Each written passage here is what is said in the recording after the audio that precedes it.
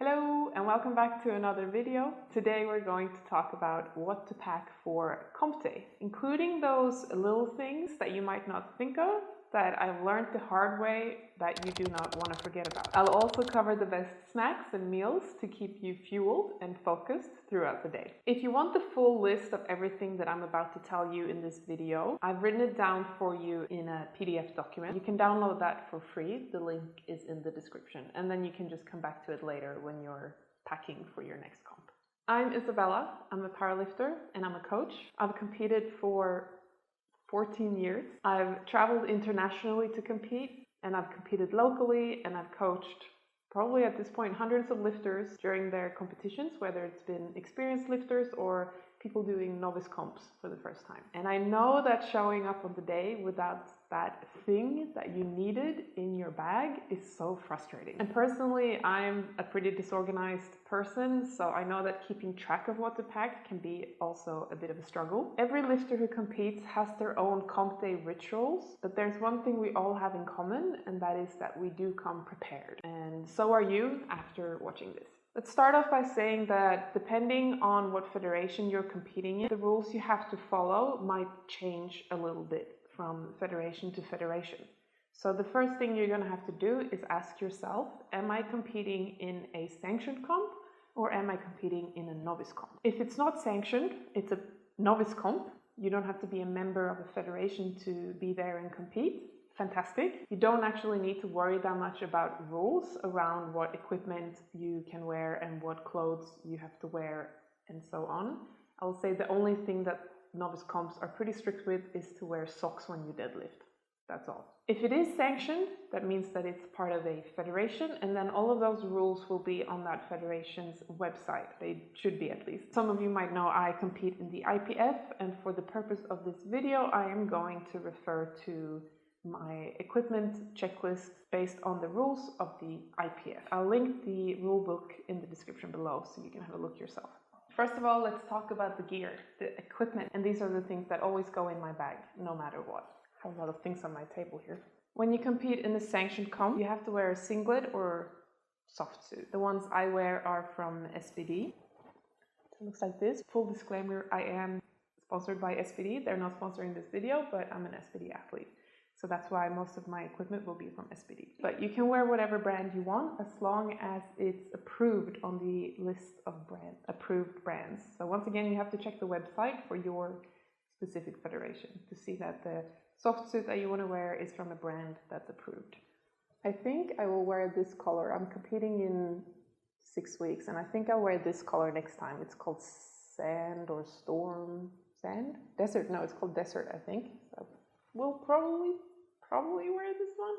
Not sure yet. Knee sleeves, very big one. I usually wear the performance sleeves from SBD. However, I will bring a pair of normal ones, the old model, because sometimes when I compete, my legs swell up. Just from the rehydration protocol that I have after weigh-ins, and I find that knee sleeves can be really hard to put on when you're not wearing leggings. So worst case scenario, and I can't put these on, I will bring another pair that I know for sure I can put on, because you do have to be able to put the knee sleeves on yourself. You cannot ask for help. So that's something to remember if you have trouble with that in training. I do, however, think that these performance sleeves probably add another 5 or so kilos to my squat. So I do think it's worth the trouble, even though I get actual blisters on my hands putting them on. Wrist wraps. I wear the medium-size flexible wrist wraps from SBD. I think the black ones from the Phantom range are cool. Lifting shoes. Whatever you use when you train, you should be wearing in competition. So that means that when you have a competition coming up, you need to start wearing the shoes that you're planning to wear in competition. I see lifters all the time train in socks or whatever in the gym, and then they realize that they have to wear a shoe when they compete, because that's the rules. And then that shoe is not something they're used to, and it throws them off, because the shoes actually make a really big difference when you lift. I wear these tier ones from Drop Zero. Tier ones, and I like them a lot. I wear them for squats, bench, and deadlift. So it's also nice to not have to pack 3 pairs of shoes. I'll do a separate review for these at some other point, but they're really good. I like them a lot. The shoe, you don't have to worry if the brand is approved or not. To the best of my knowledge, you can wear any brand of shoe you want as long as it's a training shoe. Where the fuck is my chalk? Chalk can be useful to bring. You would assume that most venues will have chalk when you go to compete, but sometimes it's not the best quality, so you might want to bring your own just in case. But you'll probably have chalk at the venue, so I wouldn't worry about it too much. Baby powder is another thing that you want to bring. Sometimes they provide it at the venue, but I would just assume that the venue will have nothing for you. Like, that's how you should think. You should never assume that it will be there. So if you think you're going to need it, pack it. Baby powder is that thing that no one ever brings except this one person, and then everyone asks that person if they can borrow it.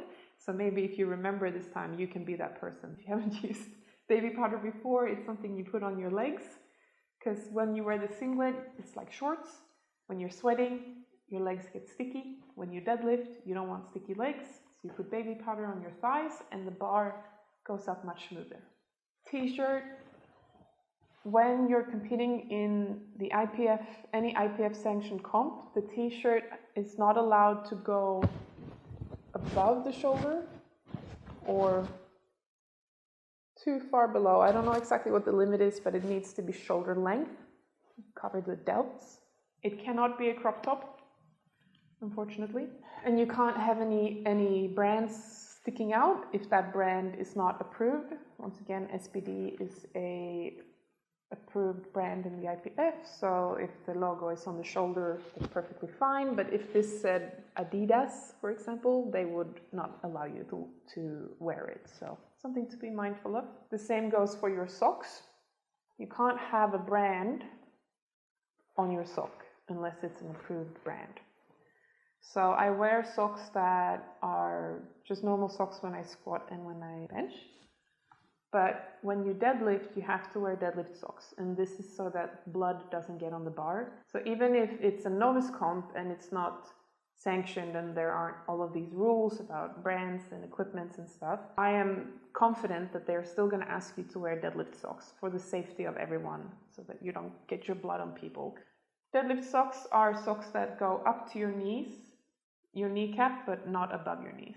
When it comes to your underwear, I'll let you know that no one has ever checked my underwear in comp, ever, in my 14 years of experience, but there are some rules about what sort of underwear you're supposed to wear. I would just say that you should pack more than one pair, because, you know, accidents can happen. In general, it's always good to pack a spare pair of socks and t-shirts and all of those things, just in case something happens, like you might spill on yourself or, you know, yeah, whatever accident you might have on the platform or outside. Also, when you've finished competing, you'll go up on the podium maybe.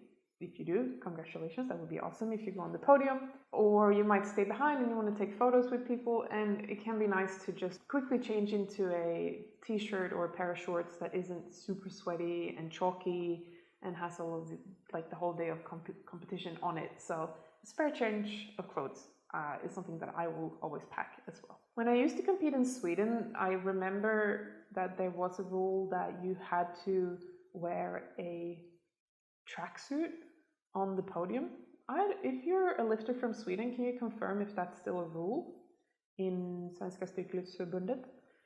I would love to know. I personally think it looks a lot more professional when you go up on the podium in a tracksuit than just like some random t-shirt and leggings. So I actually kind of like that rule, but I also know that 50% of everyone there would just forget about it, and it would be a really stressful thing for everyone to remember. So I don't know. But yeah, I do like the look of a tracksuit. I think it makes you look like a real athlete on the podium. The belt, your trusted lifting belt, the most important item in your life. Do not forget. Mine is from SPD and I love it. I think it's actually a really fantastic belt. You might think that SPD is sponsoring this video, but they're really not. I just like their stuff. The new grey one is pretty cool as well. It's got like this sleek look to it. Okay, so that covers most of the equipment. If I missed anything, let me know in the comments below. Now we're going to talk a little bit about that random selection of items that are really useful for you throughout the competition. Things that you want to bring if you have a period is tampons or pads or whatever you use. In case you suddenly get your period or in case there's some form of leakage, you want to bring that, so don't forget that. I love looking back on videos of my lifts in the warm-up area. So a tripod can be nice to have with you. Content for the YouTube. Smelling salt, if you use that. I don't. That does not go on my list. Phone charger, important. Painkillers, also important. Do not train with painkillers if you have an injury or you have pain or niggles. I don't think that's very smart. If you have something that is hurting you, you should address it. However, my philosophy or my personal approach is that when I'm competing, I'm going to lift no matter what.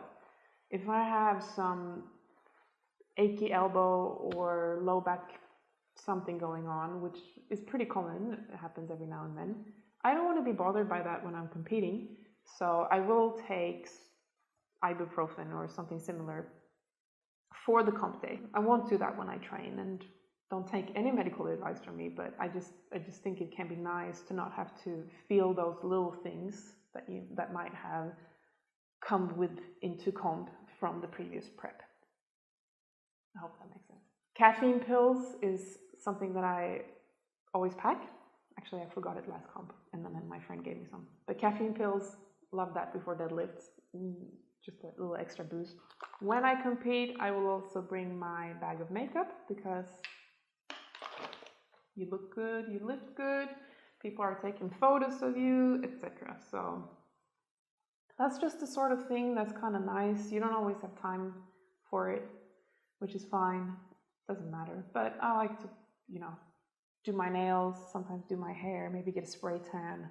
It just feels nice because you're in front of all of these people in this stupid little soft suit, and it just feels nice to look your best. Not that you need those things to look your best, but personally, those are the things that I enjoy. Do not forget your identification. Super important is to bring some form of ID because you will not be allowed to compete unless you can identify yourself.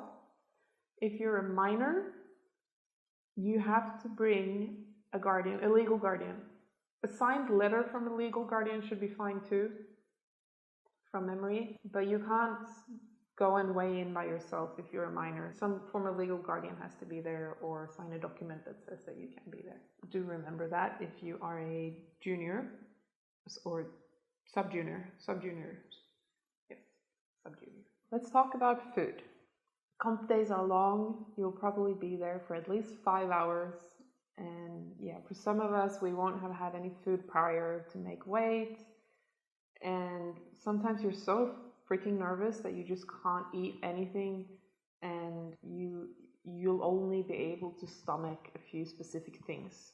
So it can take a bit of time to figure out what those things are. For me, it's 100% Reese's Puffs, nacho cheese Doritos, pickle juice, and that's it. Sometimes if I'm feeling really good or I'm not super nervous, or if my weight's been handled pretty well going into comp and my hydration levels are kind of normal in my body, I might be able to eat something a little bit more solid. Rice cakes with some cheese on, protein bar, things like that. But I'm not a big eater when it comes to competition. I just need to have those snacks that I know are going to be easy for me to consume. And so far, Reese's Puffs with milk has never let me down. I know in the beginning I tried to eat things that were really filling, like sandwiches with that Swedish bread that's like really chewy with lots of protein on them and things like that, and it would just sit in my stomach all comp and feel uncomfortable. So what you want to eat is really, really individual. Normally, you hear the suggestion, eat what you normally eat before training. And that might be a good suggestion for some people. For me, I could never, absolutely not eat that kind of food. Normally I have a solid 2 meals before training, because I train in the evening or after lunch, and it will be, you know, like potatoes, meat, vegetables. I could not have that sitting in my stomach for comp. Absolutely not. So, but you know, if that works for you, that's really, really good. It is important that you do try and get some carbs into your system, that you do try and hydrate. When we compete, we get nervous and we're going to sweat a bit more extra. We're usually going to go to the toilet a few more extra times, so we will just automatically lose a bit more fluid and electrolytes and salts than normal. So have something like Hydrolyte or Gatorade or coconut water or things like that, a banana as well, just to make sure that you're filling up again all of those things that you're now losing a little bit more of than you normally would. No matter what, I will always bring Hydrolyte. I just really like it. When you're cutting weight for comp, it's a little bit of a different story. I feel like I've definitely had those situations where I've gone to the grocery store the night before and I'm like deep in the diet, so everything looks delicious, and I walk away with 2 full grocery bags full of snacks and chips and lollies and chocolate and peanut butter and crackers and all of these things, and I just pack it all and I'm like, oh, I'm gonna eat all of this, and then you have like maybe a few crackers and that's it. But I think it's better to be over-prepared than under-prepared when it comes to nutrition, because you don't want to be there and not have anything to eat. That would suck. Make sure that you pack more than enough. Here are my final pro tips for you when it comes to packing. Number 1, you want to pack the night before. You might be a cool and collected person, but I bet that on comp day, you're just a little bit more all over the place than you normally would be. Most people are. So don't make this important task something that you do the same day that you have to go to the venue. Make sure that you pack the night before. Make sure that you have a checklist so that you can check things off and really make sure that you have everything. I've done this for so many years, and last time I competed, I still forgot my headphones, which is like really important to me. I always train with music. I hate lifting and warming up without music. I get super overwhelmed easily in big noisy environments, so also having that music when I warm up is really important. And headphones are like number 1 on the list, but I still somehow forgot. Thankfully, a friend of mine came and gave me their headphones, so things worked out. I really would recommend that you have a list. I actually don't think I had a list last time, so that's probably where I forgot them. Then you might not have a fridge and you want to eat food that needs to stay cool. You can bring a cooling bag. That's also a pro tip. Label your equipment with your name so that you don't avoid mix-ups. You know, you go to a comp, everyone has the same things with them, and it gets really messy, things are everywhere. So make sure that you have a bag with your name, you have your name on your shoes and all the things that you're bringing. At comps, you often have to go and run and grab things really quickly. You're on the clock when it comes to getting onto the platform and doing your lifts on time. So you don't want to be rooting around bags with a million different things in them. I find that really frustrating, so that you need this like sock and it's at the bottom of a huge bag that has all your nutrition and all your quotes and all of your food. I would suggest that you make sure that you have everything really easily packed into different bags. Picture this, you come to the venue, it's 6 a.m. in the morning, you haven't had any food for 24 hours because you're doing a weight cut. Now there's people everywhere and you've never been in this venue before, so you don't really know where to go. And you know that equipment check has already started because you were looking for parking and now you're 5 minutes late. So you have to run to equipment check. And there's this long line of lifters who are showing the referees or the volunteers the equipment that they're wearing that day. You have to take all of this stuff out of the bag. You have to show it to the person and tell them that here's my underwear, and here are my knee sleeves, and here are my wrist straps. I hate it when that stuff is hard to get out of the bag. I don't know, it's like one of the biggest pet peeves I have for myself when I go to comp is that scenario where you just can't easily take something and bring it to the referee. Very niche type of knowledge that I'm passing on. I hope this helps someone. In any case, if this is the situation and you're feeling really stressed, like remember, it's really normal. Take a deep breath. Try to remember that you're doing this for fun. You know, everything's going to work out. Nothing horrible is going to happen. The more you do it, the more you feel prepared. The first time you do it, you might feel really overwhelmed and you're like, oh my God, I hate competing. There's so much to think about. There's all these rules. So this stuff I have to have in my bag and remember when to go where. It's something you're going to get used to if you just keep doing it a few times, and it doesn't feel horrible for me anymore. You know, I go to comps quite relaxed and I know where my stuff is. You'll get there, I promise. So don't worry. That's it. That's all I packed for competition day. I don't think I missed anything. That's pretty much everything that's in my bag. No matter what competition I go to, no matter how far I travel, these are the things that I will always have with me to the venue. I hope this makes you feel prepared and confident for your next meet. If I missed any essentials, make sure you drop a comment so that, you know, if you're sitting on some crucial information, you've got to make sure that people get to know about it. So let us know in the comment if there's something else that you can think of that you packed for comp day. Do you have any magical tips and tricks that you think can help people? Share them in the comments. If you made it this far, thank you so much for watching. Don't forget to like, subscribe, and I will see you in the next one. Bye!